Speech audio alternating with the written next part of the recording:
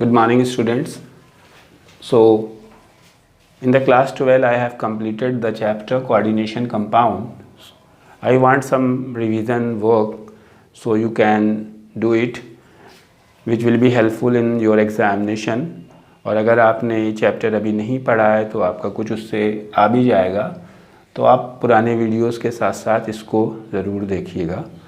और इसमें जो भी प्रॉब्लम आए तो फिर हम अभी एक ही दिन में रिवीजन कंप्लीट नहीं कराएंगे, थोड़े थोड़े पार्ट में कराएंगे, जिससे कि आपकी प्रॉब्लम्स को सॉल्व किया जा सके। हमने इस चैप्टर में आपको सबसे पहले तो कॉम्प्लेक्स के बारे में एक्सप्लेन किया, फिर उसके बाद आपको नेमिंग बताई, वैलेंस बॉन्ड थ्योरी बताई, आइसोमेरिज्म बताई, वर्नर्स थ्योरी, और उसके बाद में डबल सॉल्ट्स और इसमें कंपैरिजन कराया। तो थोड़ा थोड़ा रिवीजन में कराता हूँ और आपको क्वेश्चन देता हूँ, क्वेश्चन का पैटर्न और क्वेश्चन कैसे सॉल्व करेंगे वो भी बताऊँगा। पहले तो मैं आपको एक दो नेमिंग बता देता हूँ किस तरह से हम नेम करेंगे, लेकिन नेमिंग करने में अब हम आपको पूरा एक्सप्लेन नहीं करेंगे, ये आपको खुद जानना है। जैसे पहला नेम मैं लिख रहा हूँ CD NH3 whole twice CO whole twice NO2 and this is Cl power plus 1. This is cationic complex, or how you will write the name. There are four types of legend, NH3 CO NO2 Cl. First of all, we have to find the oxidation state of cadmium. X 0 into 2 plus 0 into 2 carbonyl है ये, plus NO2 that's in minus 1 and plus Cl minus 1 is equals to plus 1. So this will be 0 0 minus 1 and minus 1 is equals to plus 1. X is equals to 3. आपने देखा इसकी oxidation state third आ चुकी है। Now there are four ligand, amine, carbonyl, nitro, chlorido. So first of all we will call amine, then carbonyl, then chlorido, then nitro. Name will be di amine, सारे small letters में लिखने हैं बिना space दिए। Di carbonyl,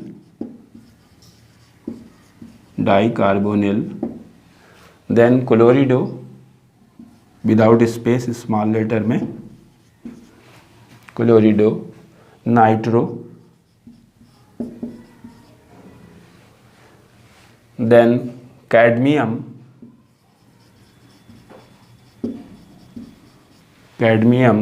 third ion. ये तो एक आपका हो गया। इस तरह से ये हम आपको पहले भी बता चुके हैं, लेकिन मैंने आज एक एग्जाम्पल फिर से बताया है। इसमें हमको कैडमियम ही लिखना है पॉजिटिव केस में, और अगर यहाँ पे निगेटिव आता है तो हम उसमें फिर कैडमेट लिखेंगे। और यहाँ पे हम आपको फिर से बताएंगे, अगर इसका ऑक्सीडेशन नंबर के साथ साथ कोऑर्डिनेशन नंबर भी फाइंड आउट करने के लिए बोला जाएगा, तो आप इसको यहाँ पे देखिए 2 लीजेंड्स, 2 4 लीजेंड्स, और ये 1 5 1 6, टोटल 6 लीजेंड हैं, तो कोऑर्डिनेशन नंबर 6 हो जाएगा। Okay students, so now see the second one, how you will write the name of the second compound. थोड़ा सा टफ करते हैं, थोड़ा अलग होगा। Zn en whole twice SCN and one is NC power plus 1. So first of all we have to find the oxidation state X, and it is 0 into 2 plus minus 1 plus minus 1 is equals to plus 1. X plus 0 minus 1 is equals to plus 1. So X is equals to 3, third. What you are seeing students here, this is ene, it is a bidentate legend and its name is ethylene diamine. इसका name है ethylene diamine, ई से start होता है। HCN thiocyanate, T से start है, and this is NC, that's mean isocyano, इस ये I से स्टार्ट होता है। तो सबसे पहले तो E वाला लिखा जाएगा, फिर I वाला लिखा जाएगा, फिर T वाला लिखा जाएगा, और प्लस चार्ज है तो जिंक लिखा जाएगा। अब आप देख रहे हैं कोऑर्डिनेशन नंबर की अगर हम बात करें कि what will be the coordination number, तो ये इन जो है बाइडेंटेट लीजेंट है और 2 बाइडेंटेट्स लीजेंट लगे हैं, तो कोऑर्डिनेशन नंबर इसका हो जाएगा 4। यहाँ पे तो 4 हो गया, और ये हो गया 1 5 और ये हो गया 6, that's mean coordination number of zinc in this compound is 6। So what will be the name this, what I have told, first of all we have to write the en. यहाँ पे 2 लिखा है तो डाई का word का use नहीं करेंगे, क्योंकि एथाइलिन डाई अमाइन देख रहे हैं आप, एथाइलिन डाई अमाइन, इस एथाइलिन डाई अमाइन में ऑलरेडी डाई आया है, और अगर फिर से ये 2 के लिए आप यहाँ पे डाई लगाएंगे तो ये 2 अलग अलग लीजेंड आपको समझ में आएंगे। डाई एथाइलिन एक लीजेंड लगेगा और डाई अमाइन दूसरा लीजेंड लगेगा। तो इस केस के लिए हम डाई की जगह 22 का यूज़ करेंगे। So name will be 22 ethylene diamine, को ब्रैकेट में लिखा जाएगा, डैश लगा के करेंगे जिससे कि गैप ना पता चले, 22 डाई एथाइलिन डाई अमाइन। अब इसके बाद हमको ये बोलना है आइसोसाइनो, आइसोसाइनो, और फिर थायोसाइनेटो, थायोसाइनेटो, जिंक, और थर्ड आयन। सो इस तरह से आप अब कोई भी एग्जाम्पल कर सकते हैं। Now I am giving you naming of this type of complex, you have to solve it. Cu in whole thrice power plus 4, इसका नेम आपको करना है, और एक और नेम आपको करना है HgNH3 whole twice CO power plus 2। ये दोनों आप करेंगे, इन दोनों के नेम करेंगे, और इसका कॉपर का और मरकरी का ऑक्सीडेशन स्टेट बताएंगे। साथ साथ इसमें आपको दोनों कॉम्प्लेक्सेस में कोऑर्डिनेशन नंबर भी बताना है। अब हम चलते हैं, अगर इसी तरह का कोई सॉल्ट आता है जिसमें आपको आयन नहीं दिया गया है, चार्ज नहीं दिया गया है, डायरेक्टली आपको करना है। सपोज़ करिए हम लेते हैं CrH2O whole 6 bracket close NO3 whole thrice. ये देखिए एक सॉल्ट है, इस पर पॉजिटिव और निगेटिव आयंस नहीं आया है, आपको इसका नेम करना है। तो आप देख रहे हैं कि ये स्क्वायर ब्रैकेट पहले लगा हुआ है, स्क्वायर ब्रैकेट पहले लगा होने का मतलब ये कैटायनिक कॉम्प्लेक्स का सॉल्ट है। तो हमको नेम बिल्कुल कैटायनिक कॉम्प्लेक्स के अकॉर्डिंग करना है। ऑक्सीडेशन स्टेट आपको खुद निकालनी है, मैं नहीं निकालूंगा यहाँ पे, और मैं डायरेक्ट नेम लिखूँगा। और इसमें जब हम ऑक्सीडेशन स्टेट के बाद आयन लिखते थे, उस आयन की जगह पे हम आयन नहीं लिखेंगे। कैसे करेंगे, देखिए ये hexa aqua, hexa aqua chromium, chromium, और ऑक्सीडेशन स्टेट यहाँ पे थर्ड निकल रही है मेरे अकॉर्डिंग, थर्ड के बाद हम जब यहाँ पे चार्ज होता था तो आयन लिखते थे, लेकिन हम यहाँ पे आयन नहीं लिखेंगे, यहाँ पे उस आयन का नेम लिख देंगे जो बाद में है। दिस इज़ काउंटर आयन, और ये होमोलेप्टिक टाइप का कॉम्प्लेक्स है। होमोलेप्टिक इसलिए है क्योंकि इसमें सिर्फ एक ही तरह के लीजेंड्स लगे हुए हैं, 6 लीजेंड लगे हैं, और 6 के 6 H2O हैं। अगर यहाँ पे 2 तरह के लीजेंड या 2 से ज़्यादा तरह के लीजेंड होते तो उसे हम हेट्रोलेप्टिक कॉम्प्लेक्स बोलते। यहाँ पे हमें नाइट्रेट लिखना है, आयन नहीं लिखना है। और आप याद रखें, अगर यहाँ पे NO3 होल थ्राइस लिखा है तो ट्राई नाइट्रेट नहीं लिखना है। कॉम्प्लेक्स के बाहर इधर या इधर कोई भी चीज़ होगी उसका सिर्फ नेम लिखा जाएगा, डाई ट्राई पेंटा कुछ नहीं लिखा जाएगा। So I think you have understand about how to write the naming of the complex as well as naming of the cationic ion complex. So now one more example you have to write. आपको करना है ये example, CO in whole twice GLY bracket close SO4, इसका name आपको करना है। और अगर इसमें कोई प्रॉब्लम आती है तो आप हमको बताएंगे। Now moving towards the structure by using the name. अभी तक हम क्या कर रहे थे कि नेम आपको लिखवा रहे थे, स्ट्रक्चर दे रहे थे। अब हम आपको नेम से स्ट्रक्चर बनाना बताएंगे। सपोज़ कीजिए हम आपको बोलते हैं hexa amine, MINE, cobalt 4th perchlorate, इसका आपको स्ट्रक्चर बनाना है। आप देख रहे हैं ऑक्सीडेशन स्टेट के बाद में कुछ लिखा है, इसका मतलब है कि ब्रैकेट के पहले स्क्वायर ब्रैकेट रहेगा और बाद में कुछ लिखा जाएगा, परक्लोरेट का सिंबल बाद में लिखा जाएगा। तो पहले हम ब्रैकेट, ये रफ वर्क बता रहे हैं आपको करने के लिए। कोबाल्ट है तो यहाँ CO लिखेंगे, ध्यान रहे C कैपिटल O स्मॉल होना चाहिए। Hexa amine means NH3, hexa means 6। ये तो स्क्वायर ब्रैकेट के अंदर की बात हो गई। अब यहाँ पे परक्लोरेट लिखना है हमको। परक्लोरेट का सिंबल है ClO4, ये तो उसका सिंबल है। लेकिन यहाँ पे जैसे अभी पिछले फार्मूले में आया था NO3 होल थ्राइस, तो हमें यहाँ पे कितना लिखना है ये नहीं मालूम है, तो हम इसको यहाँ पे होल X कर दें। अब यहाँ पे कैसे यहाँ पे X की वैल्यू को पुट करना है, ये आप रफ वर्क कर रहे हैं। यहाँ पे देखिए कोबाल्ट का 4th दिया गया है, हम यहाँ पे 4 रखेंगे। अमाइन का आपको पता है 0 होता है, 0 × 6, और परक्लोरेट का -1 होता है, इंटू X = 0। अब देखिए +4 और 0 -1 -X it is = 0। So 4 = X और X = 4। आपने देखा X की वैल्यू 4 आ गई है। अब आप यहाँ पे 4 लगा दें, आपका फार्मूला रेडी हो जाएगा। That's mean CO NH3 O6 bracket close ClO4 whole 4।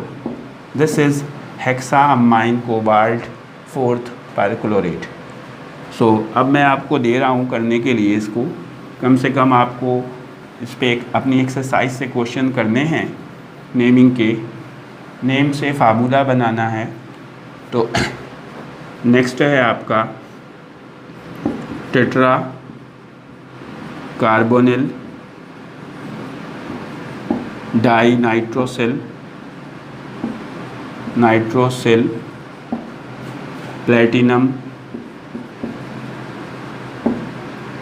Platinum 4th sulphate. आपको इसका फार्मूला बनाना है। एक और लिखेंगे आप डाईक्लोरिडो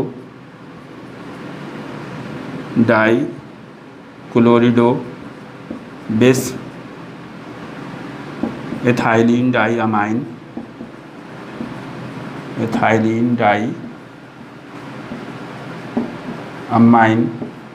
सिंगल ए में होना चाहिए यहाँ पे, डाईअमाइन।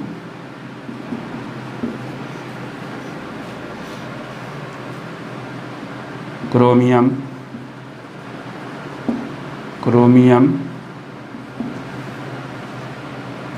4th nitrate.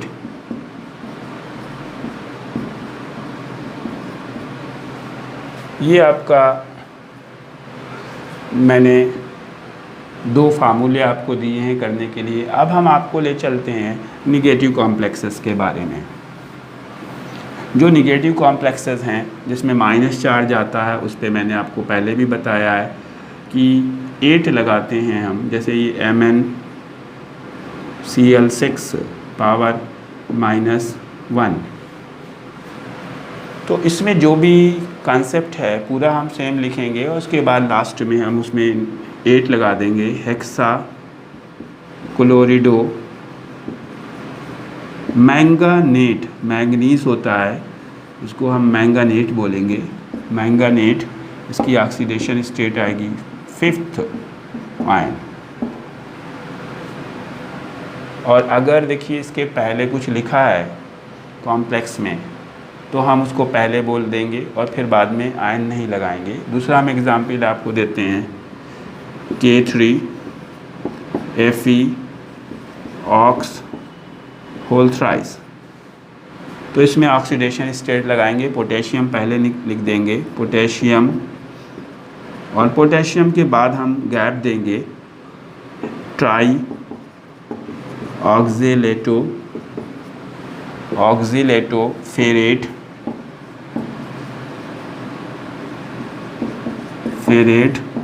थर्ड। अब इसमें आयन नहीं लगाया जाएगा, आपने समझ लिया। इसमें अगर कॉम्प्लेक्स बाद में है, उसके पहले कुछ लिखा है तो 8 लगाएंगे फेरेट और ऑक्सीडेशन स्टेट लिखेंगे। चार्ज नहीं है तो आयन नहीं लिखेंगे, चार्ज है तो बाद में आयन लिखेंगे, चार्ज नहीं है तो पहले कुछ लिखा होगा उसको पहले लिखेंगे। एग्जाम्पल आपको जो करने हैं MnO4 पावर -2, ये आपको करना है। दूसरा आपको करना है Fe second Fe ox whole twice Cl2, इसका नेम करना है आपको और कोऑर्डिनेशन नंबर भी साथ साथ बताना है। नंबर नेक्स्ट करेंगे इसी में K3 PtCl2 Br2 aux. Okay students, सो अब हम आपको इनके भी स्ट्रक्चर बताना कि कैसे फार्मूले से स्ट्रक्चर बनाएंगे। फार्मूला लिखा हो और स्ट्रक्चर कैसे बनाएंगे। सपोज़ कीजिए फार्मूला है हाइड्रोजन ट्राईफ्लोरिडो हाइड्रोगायरेट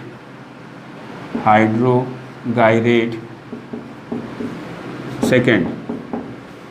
तो हमें ये पता चल गया कि ये हाइड्रोजन है, कितने हैं ये नहीं मालूम, x लिख देंगे ब्रैकेट के अंदर, हाइड्रोगायरेट Hg, ट्राईफ्लोरिडो 3F। सेकेंड आया है यहाँ पे सेकेंड रखेंगे। हाइड्रोजन का 1 होता है 1 × x + 2 और फ्लोरीन का -1 × 3 = 0। तो x + 2 - 3 = 0।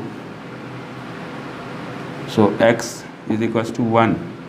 देख रहे हैं 1 आ गया है, यहाँ पे 1 लिखना है तो 1 तो लिखना नहीं है, सिर्फ H लिख दें, HgF3। Okay, now you have to write sodium, small letter से होना चाहिए।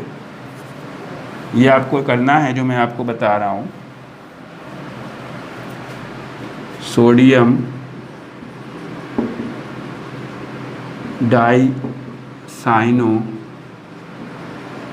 Argentate first. नेक्स्ट आपको करना है आयरन सेकेंड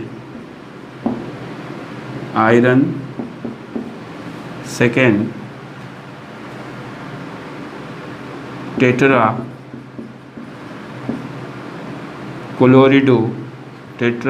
क्लोरिडो जिंकेट सेकेंड। तो आप इसका भी स्ट्रक्चर बनाएंगे। और स्टूडेंट्स, आप समझ रहे हैं कि हमने आज नेमिंग के बारे में डिस्कस किया है। अभी ब्रिजिंग और डबल कॉम्प्लेक्सेस के बारे में नहीं बताया, आपको रिवाइज़ नहीं कराया, लेकिन आपको उसको भी रिवाइज़ करना है। अब हम आपको हाइब्रिडाइजेशन के बारे में 1-2 क्वेश्चन सॉल्व करा देते हैं, जिस पे कि आप क्वेश्चन सॉल्व कर सकें आराम से। हाइब्रिडाइजेशन एक इम्पॉर्टेंट पार्ट है और इसमें हर साल 2-3 क्वेश्चन नंबर का आ जाता है। जिसमें कि कोई कॉम्प्लेक्स लिखा होता है, जैसे हमने लिखा आपको COCN whole 6 power -3. What will be the hybridization in this complex? So according to the valence bond theory, you have to solve this. First of all, this is very important that in coordination number 6 and coordination number 4 there will be a confusion. Maybe sp3d2 hybridization और D2sp3 hybridisation, ये दोनों ही possible हो सकते हैं, तो इसी वजह से कन्फ्यूज़न है. अदरवाइज 6 लीजेंट हैं तो आप बता सकते थे. अगर 2 हाइब्रिडाइजेशन नहीं हो रहे होते तो sp3d2 या एक कोई हो रहा होता तो आप sp3d2 ही बोल देते, लेकिन यहाँ पे 2 होने की वजह से आपका आंसर रॉन्ग हो सकता है. तो हमें ये ध्यान रखना है कि ये स्ट्रॉन्ग फील्ड लीजेंट है या वीक फील्ड लीजेंट है. स्ट्रॉन्ग फील्ड लीजेंट के एग्जाम्पल बता दें, CN, CO, NO2, NH3. Generally ये जो है स्ट्रॉन्ग फील्ड लीजेंट में आते हैं. और अगर कोई बाइडेंटेट लीजेंट आता है, ऑक्स है या ईन है, तो वो भी स्ट्रॉन्ग फील्ड की कैटेगरी में ही आएंगे. तो इन केसेस में हमें स्ट्रॉन्ग फील्ड लीजेंट होगा तो D2sp3 हाइब्रिडाइजेशन को लिखना है. और क्यों ऐसा लिखना है? क्योंकि पहले इसकी ऑक्सीडेशन स्टेट निकालेंगे. कोबाल्ट की ऑक्सीडेशन स्टेट +3 आएगी. कोबाल्ट का कॉन्फ़िगरेशन लिखेंगे आप 27 का, तो आप लिखेंगे Ar3D7 4s2. फिर से देखिए, अगर थर्ड ऑक्सीडेशन स्टेट यानी एक्साइटेड स्टेट पे जाएंगे आप, एक्साइटेड स्टेट में 3 इलेक्ट्रॉन्स को निकालेंगे तो 2 इलेक्ट्रॉन्स ये निकलेंगे, 1 इलेक्ट्रॉन ये निकलेगा, तो आपका बनेगा Ar3D6 4s0. और जब आप इसको हाइब्रिडाइजेशन कराएंगे, चूँकि स्ट्रॉन्ग फील्ड लीजेंट है, तो इसका स्ट्रक्चर आपका आएगा Ar3D6 बनाना है. और in case of the strong field legend, valence bond theory क्या बताती है कि स्ट्रॉन्ग फील्ड लीजेंट के केस में एंटी हुंड्स रूल का फॉलो किया जाएगा. दैट्स मीन पेयर्स में इलेक्ट्रॉन लगाए जाएंगे, 1 2 3 4 5 6 इस तरह से इलेक्ट्रॉन लगे होंगे. तो जब इस तरह से लगेंगे तो ये D के 2 ऑर्बिटल्स खाली हो जाएंगे. 4s ऑलरेडी खाली है और इसके आगे हम 4p बना लेंगे.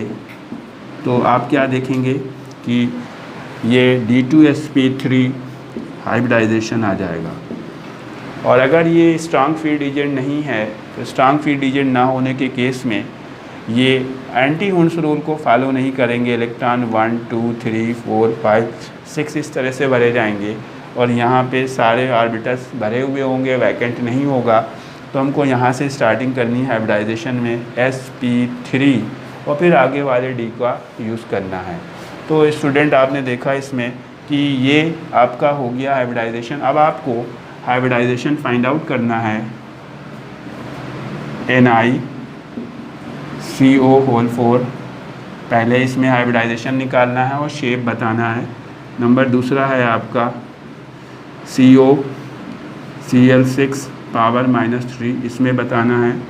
तीसरा है आपका FeH2O होल 6 पावर +2. इनमें हाइब्रिडाइजेशन और शेप बताना है आपको. So dear students, it is sufficient for today, and now we will meet again with the revision of the coordination compound next day. Okay, goodbye.